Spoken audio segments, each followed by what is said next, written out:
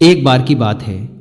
पुराने जापान के सबसे बड़े और प्रसिद्ध बौद्ध मठ में एक जवान बौद्ध भिक्षु रहता था, जो कि उस समय के सबसे विख्यात और सम्मानित जैन मास्टर का शिष्य था। वह बौद्ध मठ में जैन मास्टर की सेवा करता और उनसे जैन की शिक्षाएं लेता व उनका अभ्यास करता। वह नौजवान बौद्ध भिक्षु बहुत ही होशियार, मेहनती और अपने कार्यों के प्रति ईमानदार था। वह जैन मास्टर के द्वारा दी गई हर एक शिक्षा का पूरे लगन के साथ अभ्यास करता और पूरी ईमानदारी के साथ उनका पालन भी करता। वह कभी भी अपने गुरु को शिकायत का कोई अवसर नहीं देता था। इसीलिए जैन मास्टर भी उससे बहुत खुश और संतुष्ट थे। एक दिन जैन मास्टर ने अपने उस शिष्य को एक बहुत ही महत्वपूर्ण काम देने का निर्णय किया। उन्होंने शिष्य को अपने पास बुलाया और उसके हाथों में एक पत्र देते हुए कहा, तुम्हें इस पत्र को जितना जल्दी हो सके क्योटो शहर में रह रहे इसके असली मालिक तक पहुंचाना है। लेकिन याद रहे, किसी भी हालत में यह पत्र तुमसे खोना नहीं चाहिए और ना ही किसी दूसरे व्यक्ति के हाथ लगना चाहिए। इस पत्र का जल्द से जल्द इसके सही मालिक तक पहुंचना बेहद ही आवश्यक है, क्योंकि इसमें हजारों लोगों की जिंदगी और मौत का सवाल है। मास्टर का आदेश मिलते ही वह बिना एक क्षण गवाए अपने काम में लग गया। उसने रास्ते के लिए भोजन लिया, अपनी तलवार उठाई और घोड़े पर सवार होकर निकल पड़ा पत्र को उसके मालिक तक पहुंचाने के लिए। वह अपने घोड़े को तब तक तेजी से दौड़ाता रहा जब तक वह एक बड़ी सी नदी के किनारे नहीं पहुंच गया, जिसे पार करने के लिए एक सकरा सा पुल बना हुआ था। उस पुल के दूसरी तरफ एक समुराई योद्धा अपनी तलवार लिए हुए खड़ा था, जिसने उन पहले 100 लोगों से युद्ध करने की कसम खा रखी थी जो उस पुल को पार करेंगे। अब तक वह वहां से गुजरने वाले 99 लोगों से युद्ध करके उन्हें मौत के घाट उतार चुका था, और अब वह यहां से गुजरने वाले उस 100वें व्यक्ति का बड़ी ही बेसब्री से इंतजार कर रहा था, जिसे युद्ध में मौत की नींद सुलाकर वह अपनी प्रतिज्ञा पूरी कर सके। जैसे ही उस नौजवान बौद्ध भिक्षु का घोड़ा उस पुल पर चढ़ता है, समुराई अपनी गरजती हुई आवाज में बोलता है, तुमने इस पुल पर कदम रख दिया है, इसीलिए अब तुम्हें मुझसे युद्ध करना होगा। अपनी तलवार निकालते हुए समुराई चिल्लाया, मरने के लिए तैयार हो जाओ। अपनी मौत को अपनी तरफ आता देख वो बौद्ध भिक्षु अंदर ही अंदर बहुत डर गया। लेकिन तभी उसे अपने गुरु की बात याद आती है कि पत्र बहुत महत्वपूर्ण है, यह किसी दूसरे व्यक्ति के हाथ नहीं लगना चाहिए। वह समुराई से पत्र की महत्वता के बारे में बताता है और उससे प्रार्थना करता है कि वो उसे उस पत्र को उसके गुरु तक वापस पहुंचा देने दे, और वह वचन देता है कि पत्र वापस करने के बाद वह जरूर उससे युद्ध करने वापस आएगा। समुराई उसकी बात मान लेता है और उसे वापस जाने देता है। पूरे रास्ते भर उस पुल पर हुई घटना के बारे में सोचते सोचते वह कब आश्रम पहुंच जाता है उसे पता ही नहीं चलता। आश्रम पहुंचते ही वह तुरंत जैन मास्टर के पास जाता है और उन्हें सारी घटना कह सुनाता है, इस उम्मीद में कि शायद मास्टर उसकी मदद करेंगे।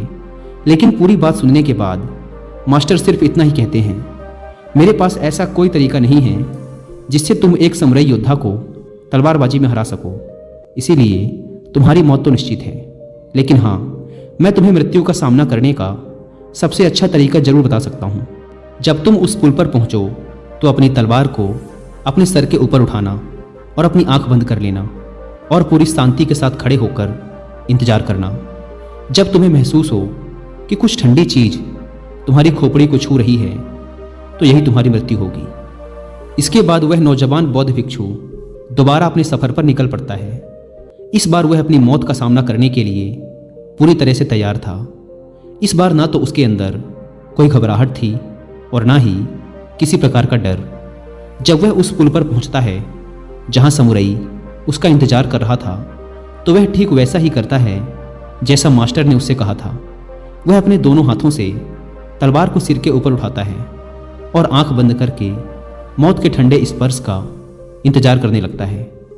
जब समुराई उस नौजवान बौद्ध भिक्षु को ऐसी अवस्था में देखता है, तो वह समझ जाता है कि जरूर यह भिक्षु किसी सच्चे महान गुरु से मिलकर आया है, क्योंकि उसने आज से पहले आंख बंद किए हुए तलवारबाजी की ऐसी मुद्रा और लड़ाई से पहले चेहरे पर इतनी शांति कभी नहीं देखी थी। उसने ध्यान से देखा, भिक्षु के चेहरे पर ना तो मौत का डर था और ना ही किसी प्रकार की कोई घबराहट। उसने अपनी तलवार नीचे रख दी और अपने घुटनों पर बैठकर हाथ जोड़कर कहने लगा, हे महान गुरु, मुझे मेरे इस मूर्खतापूर्ण दुस्साहस के लिए माफ करें और अपना शिष्य बनाएं, ताकि मैं आपसे अद्भुत तलवारबाजी की कलाएं सीख सकूं। दोस्तों, वो बौद्ध भिक्षु हम हैं और वो समुराई हमारे जीवन की सबसे विकट समस्याएं। कई बार हम ऐसी स्थिति में फंस जाते हैं जहां से बाहर निकलने का हमें कोई रास्ता नजर नहीं आता। तब ऐसी परिस्थिति में हमें खुद को शांत, पूरी तरह से शांत रखने की जरूरत होती है। सोचिए, अगर उस जवान भिक्षु ने समुराई के सामने अपने प्राणों की भीख मांगी होती या उसके सामने रोया गिड़ाया होता, तो बहुत बड़ी संभावना थी कि समुराई उस पर हंसता और अगले कुछ ही पलों में उसे टुकड़ों में काट देता। या फिर अगर उस भिक्षु ने डर कर, घबराहट और जल्दबाजी में समुराई पर हमला कर दिया होता, तब भी उसका यही परिणाम होता। लेकिन उस नौजवान शिष्य ने इतनी शांति और स्थिरता के साथ उस समुराई का सामना किया और इतने उच्च कोटि के जिन का परिचय दिया कि उस समय वो उस समुराई से भी बेहतर हो गया और परिणाम स्वरूप समुराई उसके सामने झुक गया। क्योंकि एक समुराई होने की वजह से उसने तुरंत यह महसूस कर लिया कि उसका सामना उससे भी अधिक जिन का अभ्यास करने वाले व्यक्ति से हो गया है। तो चाहे परिस्थितियां कितनी भी खराब क्यों ना हो, कितना भी मुश्किल लगे उनका सामना करना, इस नौजवान भिक्षु की कहानी को याद रखना। और जब भी कोई मुसीबत रूपी समुराई आपके सामने आए तो अपनी आंखें बंद करो और शांत हो जाओ, पूरी तरह से शांत। और वो समुराई आपके सामने भी जरूर झुकेगा। झुक के रहना पड़ेगा मेरे आगे।